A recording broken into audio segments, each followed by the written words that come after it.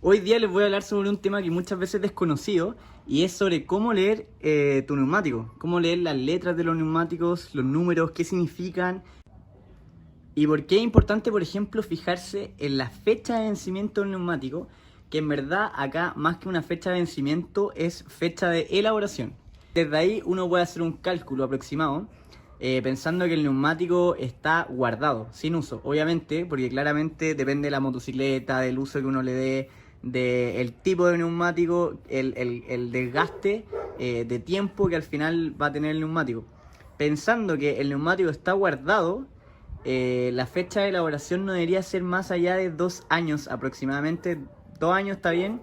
Y yo he escuchado que más de 2 ya no puede pasar porque ahí va perdiendo los componentes y las propiedades del material del neumático y al final se puede cristalizar incluso y al final no nos serviría para nada. Bueno, entonces nos vamos a mover aquí para mostrarles. Entonces, primero que todo, lo más básico es la medida. Primero, el primer número es lo que te marca el ancho del neumático. O sea, en este caso es 160/60. Y el 60, que es el segundo número, te marca el perfil, o sea, el alto del neumático. Después, acá tenemos ZR17, que te marca el rayo de la motocicleta. Y finalmente acá tenemos 69W, por ejemplo, que esto tiene que ver con la velocidad máxima que puede alcanzar el neumático. Ahora, ¿cómo leemos la fecha de elaboración del neumático? Entonces, nos vamos para acá abajo y tenemos el DOT. El DOT, acá, estos primeros números son relacionados al fabricante y al lugar de fabricación del neumático. Pero para ver la fecha de elaboración, nos tenemos que fijar en este número que casi siempre está marcado en un circulito y es que tiene, por ejemplo, en este caso 4220.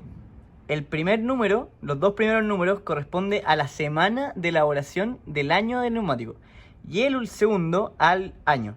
Entonces, por ejemplo, ¿cómo se leería? Este neumático fue realizado la semana 42 del año 2020. Bueno, y por último, el desgaste. Como todos ya sabrán, el desgaste uno lo tiene que ir midiendo y se puede ir viendo según estas calugas que van, que son como avisadores. Cuando el neumático llega al avisador, significa que uno ya lo debería cambiar según el fabricante. Si te queda todavía, se supone que lo podrías seguir usando. Igual eso depende mucho del uso. Por ejemplo, si uno acelera muy rápido o anda muy fuerte en rectas, lo principal es que se te va a gastar acá al medio. Si así más curva, cosas así, se te va a gastar más en los laterales.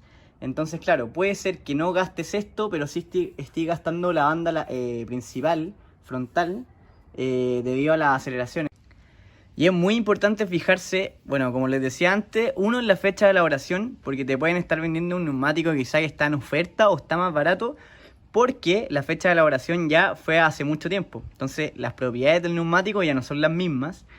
Y lo otro más importante es fijarse en cuánto te queda el neumático, porque si estáis con un neumático que ya está casi, ya se te ven, como se dice, los alambres, eso al final puede ser muy peligroso. Una, porque el neumático puede llegar a explotar y ahí sí o sí tendríamos un accidente o alguna desgracia que al final no queremos. Entonces siempre es muy importante fijarse en los neumáticos y el tipo de neumático que tú le vas a poner a tu motocicleta. Depende mucho del uso que tú le des, al final, qué neumático corresponde para ti.